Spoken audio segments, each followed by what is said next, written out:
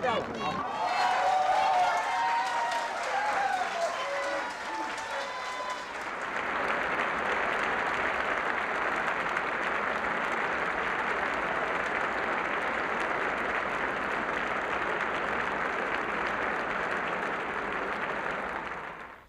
will forever remain an indelible blight on human history that the apartheid crime ever occurred.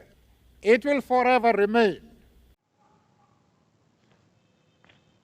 Hello दोस्तों, welcome to my YouTube channel English by Jyoti. जैसा कि अभी आपने देखा कि कुछ लोग एक व्यक्ति के पीछे आ रहे हैं और तालियों सब सारे लोग तालियां बजा रहे हैं। ये कौन है? तो इन्हीं के बारे में हम लोग को पढ़ना है। इनकी स्टोरी, इनकी कहानी ऐसी है कि आप मतलब इतने इमोशनल हो जाओगे। अगर आप डीमोटिवेट हो, बहुत ज़्यादा निराश हो चुके हो, तो आपके अंदर एक एनर्जी सी भर जाएगी। बहुत ही अच्छी इनकी बहुत ही इंस्पायरेशनल स्टोरी है। ये कोई और नहीं क्या है, जो जिन्होंने भी आपको मतलब जिनको आप लोगों ने अभी देखा वो नेल्सन मंडेला हैं, जिन्होंने अपनी आत्मकथा लिखी है। इन्होंने अपनी पूरी जिंदगी की संघर्ष लिखी है कि कैसे क्या क्या हुआ, मैंने क्या क्या चीजें की, कैसे कठिनाइयों से मैंने लड़ा। तो उसमें से एक पार्ट, छोटा सा पार्ट हम लोगों को आज लॉन्ग वॉक टू फ्रीडम पढ़ना है, जो क्लास 10th के प्रोज में 2nd चैप्टर है। तो चलिए अब पढ़ते हैं। नेल्सन मंडेला क्यों पढ़ना है? नेल्सन मंडेला को ऐसा क्या किया उन्होंने अपनी जिंदगी में? तो क्या नहीं किया, ये पूछने वाली बात है। उन्होंने अपनी पूरी जिंदगी ही आजादी के लिए लगा दी। नेल्सन मंडेला जो हैं, थोड़ा सा मैं आप लोग को भारत से रिलेट करके बताती हूँ। भारत में हम लोग अक्सर सुनते हैं कि पहले नीचे जाति को, जो निम्न जाति के लोग थे, उनको नदियों से पानी मतलब कुएं से पानी नहीं पीने दिया जाता था, पढ़ने नहीं दिया जाता था, मंदिरों में जाने नहीं दिया जाता था। मतलब बहुत भेदभाव होता था। जो ऊंचे जाति के लोग थे वो निम्न जाति पे एक तरह से उनको गुलाम की तरह रखते थे, अत्याचार करते थे। लेकिन क्या, जब बाबा मतलब अम्बेडकर जी आए तो वो भी निम्न जाति के थे। उन्होंने पूरी निम्न जाति के लिए लड़ाई लड़ी, आजादी के लिए लड़ाई लड़ी कि नहीं, हम भी आप लोगों के इक्वल हैं, हम लोग बराबर हैं। उसी तरह साउथ अफ्रीका में गोरे लोग काले लोगों पे अत्याचार करते थे, उन्हें भी चर्च जाने नहीं देते थे, मतलब उनको गुलाम की तरह ट्रीट करते थे, इक्वल नहीं मानते थे क्योंकि उनका रंग काला था इसलिए। तो नेल्सन मंडेला भी उसी में से थे। आपके बुक में अश्वेत दिया हुआ है, अश्वेत में काला। तो नेल्सन मंडेला भी काले रंग के थे। उनको भी इन चीज़ों का सामना करना पड़ा कि वो जब पढ़ना चाहें तो पढ़ने को नहीं मिला। मतलब आप चर्च जाना चाहो चर्च, मतलब अपने अकॉर्डिंग आप जी नहीं पाओगे अगर आप काले रंग में पैदा हुए हो। तो नेल्सन मंडेला ने भी मतलब ऐसा नहीं कि अपने लिए, जितने लोग भी साउथ अफ्रीका में काले थे उन सभी के लिए उन्होंने लड़ाई लड़ी। और देखिए, लड़ाई लड़ना आसान नहीं होता है। जब उन्होंने लड़ाई लड़ना शुरू किया तो उन्हें 30 सालों के लिए जेल में डाल दिया गया। कोई 1-2 साल के लिए, 30 सालों के लिए, इतने में तो कोई इंसान हार मान जाएगा। 30 साल के लिए अगर कोई लड़ाई शुरू कर रहा है, आप उसे उठा के, गोरे लोग क्या किए, जब इन्होंने अपने हक के लिए अधिकार मांगना शुरू कर दिया तो उन्होंने उठा के उनको जेल में डाल दिया कि जेल में तो कुछ कर नहीं पाएंगे। लेकिन सबसे आश्चर्य की बात है, देखिए जिंदगी में सक्सेस ही वही होता है जिसके पास धैर्य है।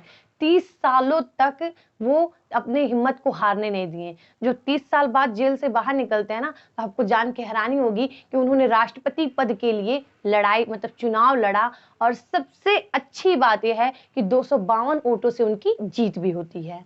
कितने वोटों से? 252 वोटों से उनकी जीत भी होती है।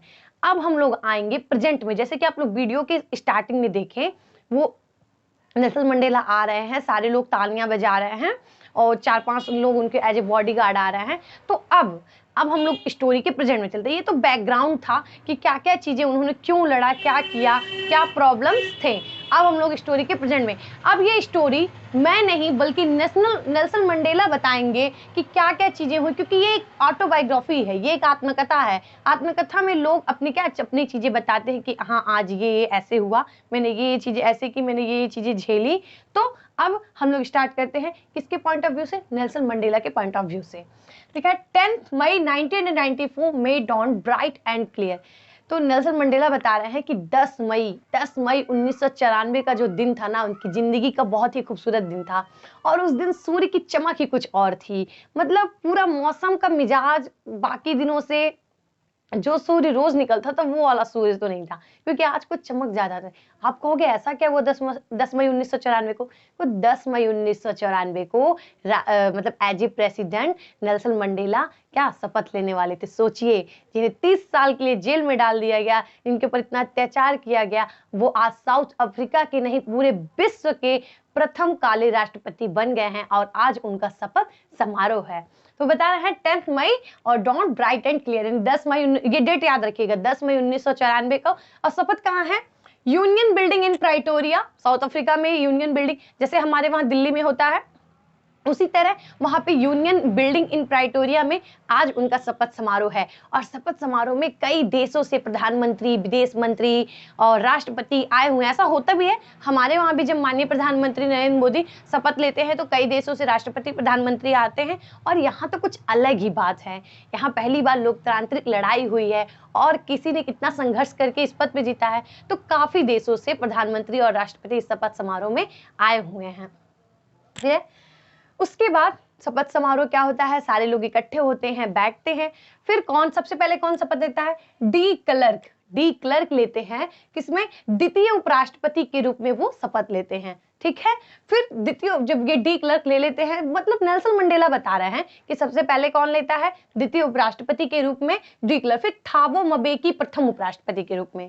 थाबो म्बेकी याद रखिएगा, डी क्लर्क द्वितीय उपराष्ट्रपति के रूप में और थाबो म्बेकी प्रथम उपराष्ट्रपति के रूप में। ठीक है, उसके बाद ये दोनों लोग शपथ ले लेते हैं।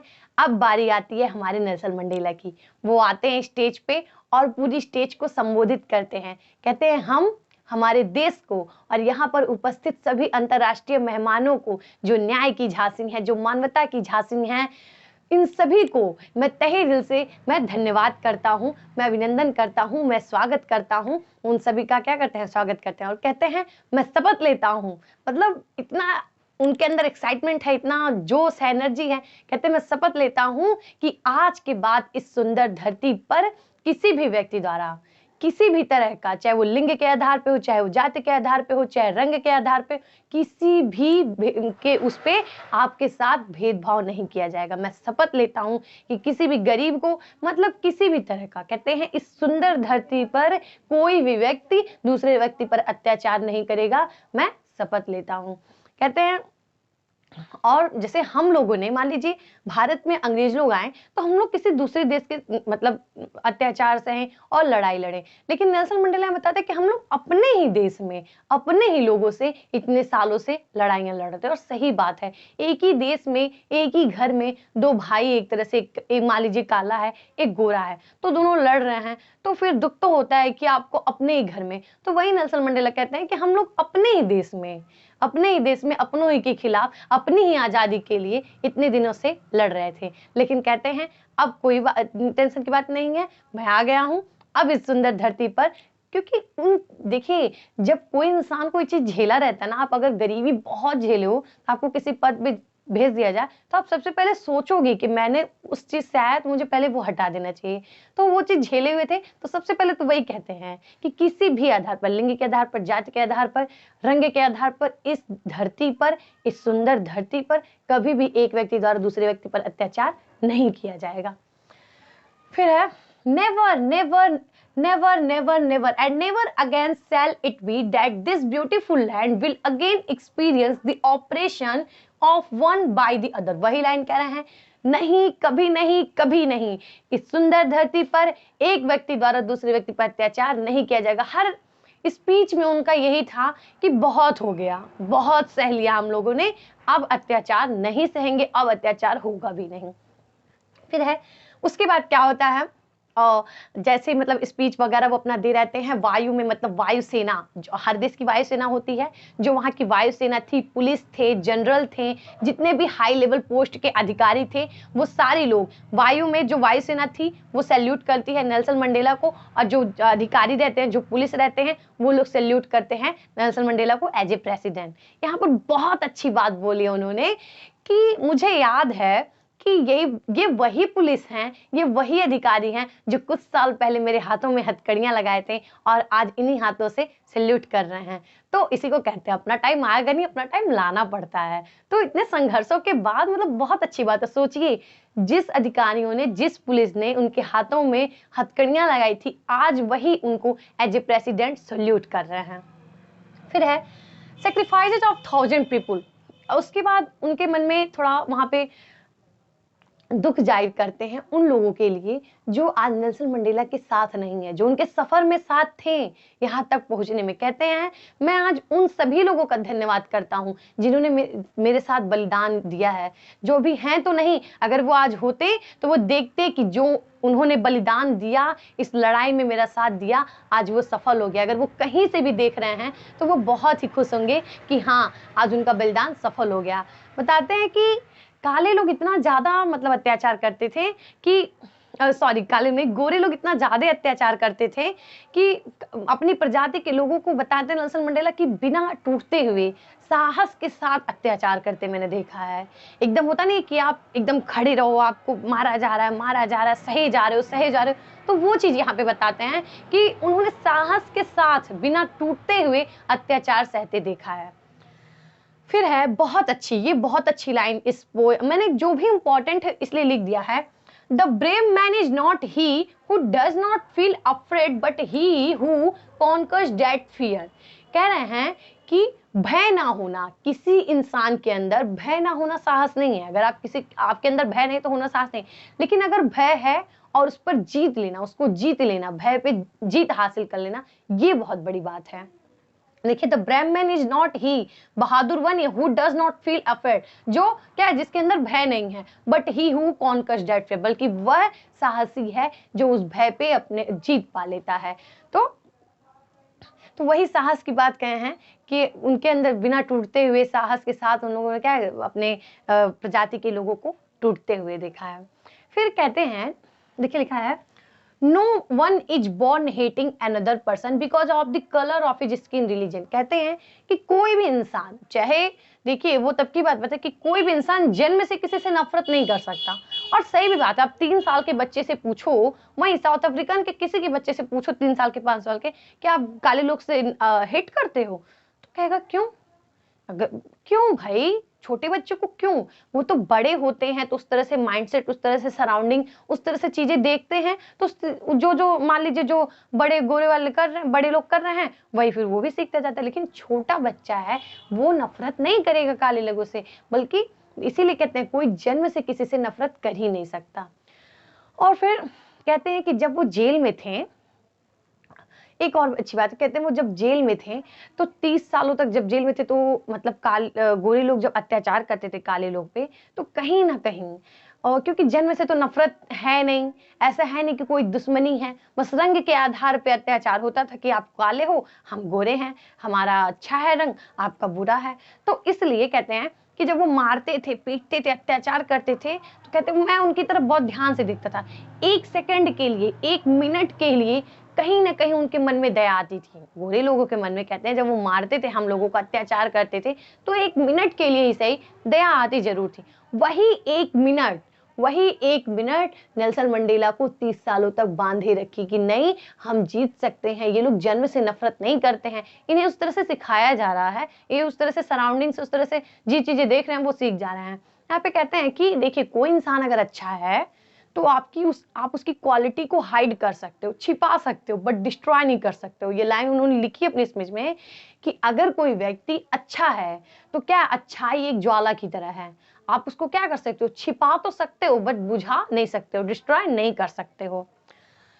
फिर in life every man has 2 obligation, to his family and second country. कहते हैं कि प्रत्येक व्यक्ति का, मतलब अपनी जिंदगी के प्रत्येक व्यक्ति के 2 जिम्मेदारियां होती, एक अपने देश के प्रति और एक अपने परिवार के प्रति। लेकिन कहते हैं कि मैं क्या देश के प्रति जिम्मेदारी निभाता और क्या परिवार के।